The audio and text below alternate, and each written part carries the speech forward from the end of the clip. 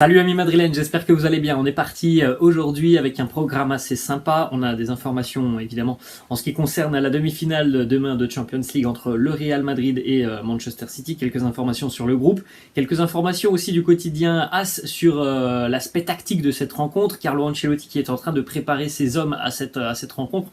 On regardera ça dans quelques instants avec quelques points importants demain de cet affrontement face à City. Des informations transferts, prolongation de contrat, dont notamment une information très surprenante qui est tombée hier et qui concerne Casemiro qui pourrait être amené à quitter le club cet été. On va en parler dans quelques instants, puis on aura aussi une petite info qui concerne Cristiano Ronaldo. On va démarrer tout de même les amis avec une date qui va vous rappeler de très bons souvenirs. C'était il y a 5 ans, jour pour jour, demi-finale aller de la Champions League entre le Real et son voisin de l'Atlético Madrid, l'Atlético dont on va parler dans quelques instants. À l'époque, le Real s'était imposé 3-0 sur ce match aller avant d'être battu au retour du côté de l'Atlético à l'époque au Vicente Calderón, mais le 3-0 au match aller et les 3 buts de Cristiano Ronaldo, le triplé, avait donc permis au Real de se qualifier pour la finale de la Champions League. On a une petite information premièrement sur le déroulé de la journée aujourd'hui, c'est veille de match côté madrilène, donc entraînement à 11h, donc je n'aurai pas les informations de l'entraînement aujourd'hui, mais normalement il n'y aura pas grand chose de nouveau par rapport à hier. On regardera quelques infos par rapport à la séance d'entraînement d'hier. Donc entraînement à partir de 11h, conférence de presse de Carlo Ancelotti, vraisemblablement en tout début d'après-midi, peut-être aux alentours de 13h, donc on regardera quelques déclaration de Carlo demain. Ensuite, on enchaîne les amis avec les 2 des quotidiens madrilènes, le quotidien Marca, le quotidien AS. Marca qui fait sa une sur le rêve de Villarreal ce soir face à Liverpool. C'est potentiellement, si le Real se qualifie demain, c'est potentiellement l'un des adversaires du Real qui va jouer ce soir, donc Villarreal ou Liverpool, évidemment pour le moment avantage à Liverpool. Petite partie consacrée à Karim Benzema, la bête noire de la Coupe d'Europe. Karim Benzema est un joueur évidemment qui a permis donc au Real de renverser le Paris Saint-Germain, qui a permis aussi au Real de renverser Chelsea. Donc c'est sincèrement l'homme qui va être surveillé de près côté Manchester City. Ensuite, le quotidien AS qui titre Ancelotti a un plan pour battre cette équipe de Manchester City.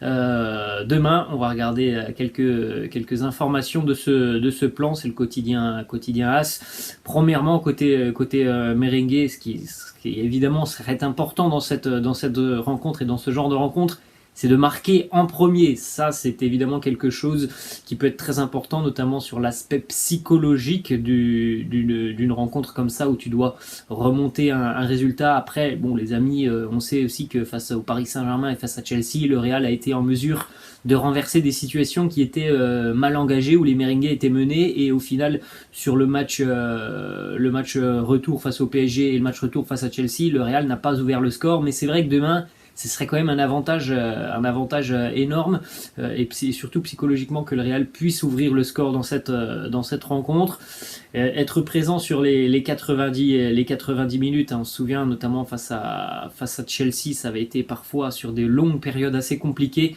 Il faut une équipe demain qui puisse vraiment être soutenue par un stade aussi pendant 90 minutes intenses. C'est aussi pour ça qu'il y a eu quand même quelques jours reposés le week-end dernier. C'est pour que cette équipe du Real demain, elle ne subisse pas non plus de trop longues périodes de souffrance face à cette équipe de Manchester City. Au milieu de terrain, beaucoup plus d'agressivité, notamment le retour de Casemiro, évidemment demain, ça c'est une certitude. Il va falloir mettre de l'intensité, de l'impact et de l'agressivité dans le bon sens du terme demain pour embêter cette équipe de City. Évidemment aussi cette gestion du milieu de terrain, bloquer du mieux que possible les transitions de Rodri et de Kevin De Bruyne, qui sont tout de même 2 des grands cerveaux de cette équipe de Manchester City. Et puis utiliser l'équipe B entre guillemets si le rythme baisse, ça veut dire tout simplement bénéficier de l'entrée de certains joueurs. On l'a vu sur les tours précédents, certains joueurs du Real qui ont eu un rôle prépondérant dans le match, notamment face à Chelsea, face au Paris Saint-Germain aussi.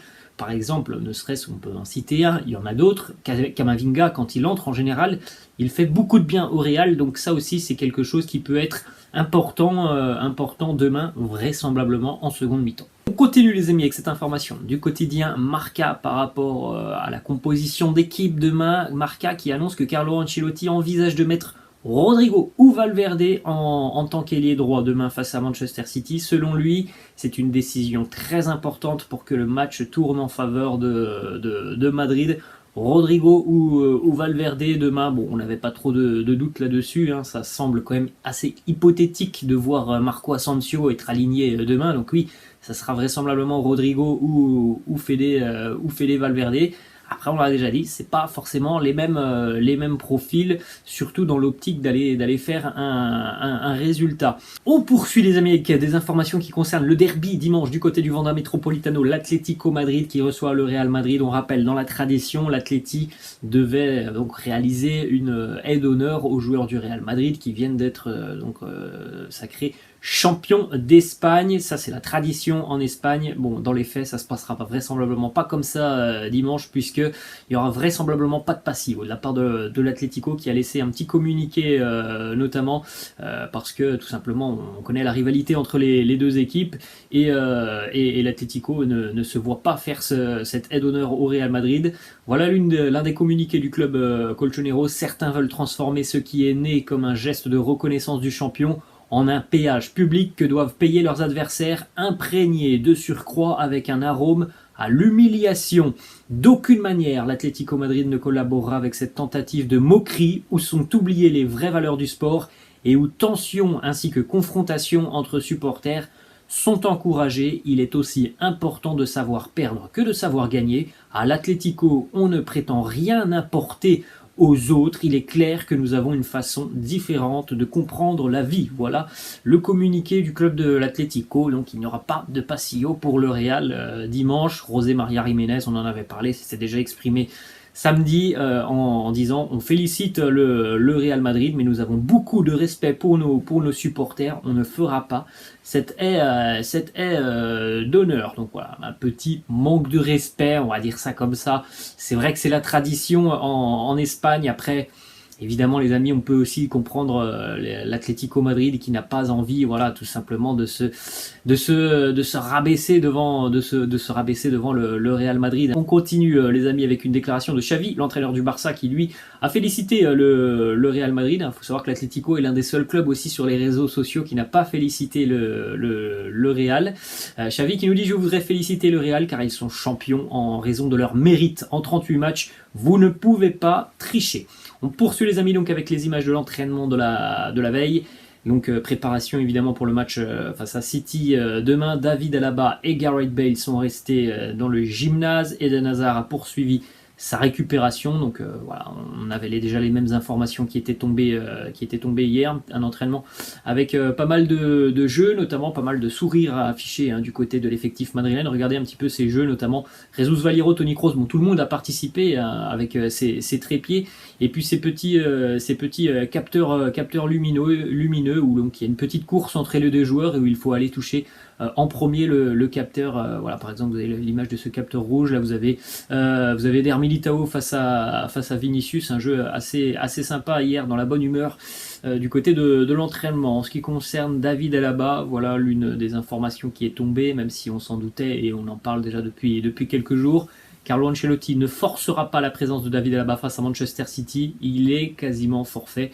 On parle d'un David Alaba forfait à 99,99%, donc il n'y a quasiment aucune chance que David Alaba ne prenne part à cette rencontre demain. Ensuite, on continue les amis avec quelques informations. Donc mercato, arrivée, départ, prolongation de contrat, on a pas mal d'informations. Valence et Cadix qui s'intéressent à Jesus Valero. Le Real Madrid est prêt à le prêter ou à le vendre pour 5 millions d'euros.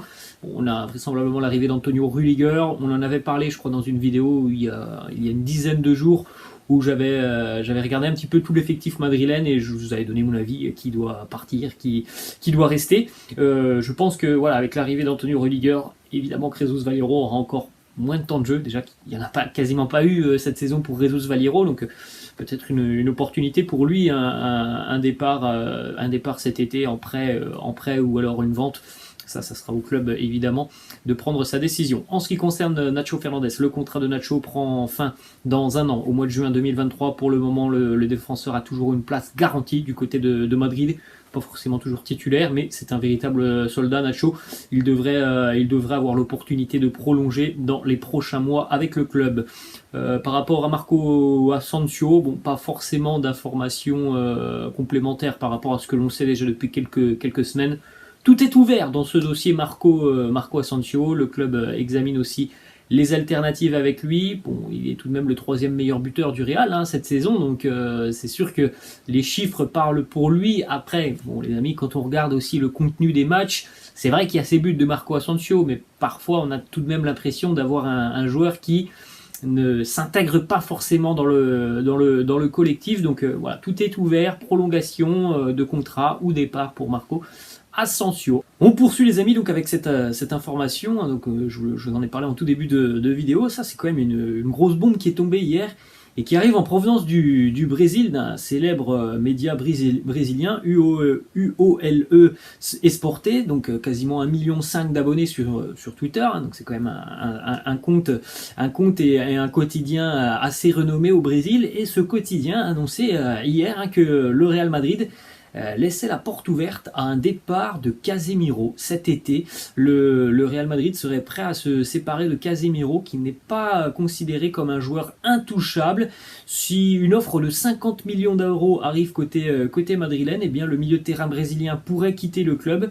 Le Paris Saint-Germain et la Juventus seraient déjà intéressés, d'après les informations de ce quotidien brésilien. Le quotidien d'ailleurs annonce que le Real suit toujours Aurélien Tchouaméni et Bruno Guimaraes, le Brésilien de Newcastle, en vue de remplacer Casemiro s'il y a une vente de Casemiro. Alors moi personnellement, les amis, je n'y crois absolument pas. Je ne pense pas que Casemiro va quitter le club cet été. Donc évidemment, je vous partage les informations qui arrivent tout de même d'un média assez sérieux du côté du Brésil. Je vous les partage. Moi, personnellement, je n'y crois absolument pas. Pour moi, Casemiro, il fait partie justement des joueurs quasiment intouchables côté madrilène. Je pense qu'il sera là. Je pense qu'il prolongera même son contrat prochainement avec le club. Donc moi, je n'y crois pas. Après, les amis, vous pouvez évidemment vous faire votre propre avis sur cette information. Donc Casemiro qui pourrait être vendu cet été. Ensuite, on a une déclaration de Raúl de Tomás, l'attaquant de l'Espagnol Barcelone, que vous avez vu d'ailleurs samedi face au Merengue. Raúl de Tomás, on en a parlé, il a été formé au Real. Bon, c'est vrai que sur sa carrière professionnelle, voilà, il n'a pas eu l'opportunité d'évoluer au plus haut niveau avec le Real, mais il a été formé dans toutes les catégories de jeunes à Madrid. Il est né à Madrid aussi, donc c'est un joueur qui a toujours eu cette ambition et ce rêve de revenir au Real. Il nous dit retourner au Real la saison prochaine, ça serait quelque chose d'excitant et d'incroyable pour moi. J'adorerais retourner au Real. Le Real Madrid, c'est ma maison. Voilà les mots de Raúl de Tomás, qui a fait vraiment une très très belle saison avec l'Espagnol cette saison, dans une équipe où il n'y a pas forcément de très très grande qualité. Il y a des bons joueurs, mais voilà, de sortir quand même cette saison en termes de statistiques avec son importance devant le but, ça montre aussi que le garçon a quand même beaucoup progressé. Ça peut être une option pour le Real Madrid, quand on sait aussi peut-être qu'il y aura un départ de Luka Jovic, que Mariano franchement n'est pas considéré comme un joueur qui a un rôle à jouer du côté du Real. L'option Raúl de Tomás peut être une option pour les merengues. Et on va terminer les amis avec une information qui concerne Cristiano Ronaldo. Alors, vous en avez peut-être entendu parler la semaine dernière. Moi, j'ai pas relayé ces informations sur la chaîne. Donc aujourd'hui, on va en parler parce que notamment Fabrizio Romano en a parlé hier sur sa chaîne YouTube, son célèbre podcast où il parle de beaucoup de transferts et notamment donc les rumeurs de transfert, en tout cas d'un retour de Cristiano du côté du Real Madrid. Voilà la déclaration de Fabrizio Romano qui nous dit en ce moment, Cristiano ne pense absolument pas à son futur. Dans les prochaines semaines, il rencontrera Erik ten Hag, le nouvel entraîneur de Manchester United, afin de discuter donc de sa présence ou non avec les Red Devils l'année prochaine. Donc voilà, pour le moment, il n'y a absolument aucune information qui font état de négociations entre le Real et Cristiano et entre le Real et Manchester. Il faut savoir quand même que le joueur est encore lié avec Manchester United. Donc si le Real veut récupérer Cristiano, il va falloir payer à Manchester United. Donc voilà un petit peu les informations qui sont tombées. Laissez-moi en commentaire les amis si vous seriez favorable à un retour de Cristiano Ronaldo du côté du Real Madrid. Alors comme pour Casemiro, moi personnellement, j'ai beaucoup de mal à croire à un retour de Cristiano du côté du Real Madrid. Et en plus de ça, moi je n'y suis pas favorable. Voilà, il est parti, le Real s'est reconstruit entre guillemets sans Cristiano Ronaldo. Il y a une équipe qui est en train aussi de se métamorphoser sur les prochaines années. Je pense pas que Cristiano soit une bonne solution à l'avenir pour le Real, qui est en train de se renouveler, on va dire notamment, et Cristiano, malgré le talent évidemment qu'il a, je ne pense pas que ce soit la bonne idée et la bonne solution de le faire revenir au Real. Laissez-moi en commentaire les amis ce que vous en pensez. J'espère que cette vidéo vous a plu. Moi je vous laisse et je vous dis à demain avec donc la vidéo demain de préparation de ce match face à Manchester City. Les amis, je vous laisse, je vous dis à la prochaine. Ciao.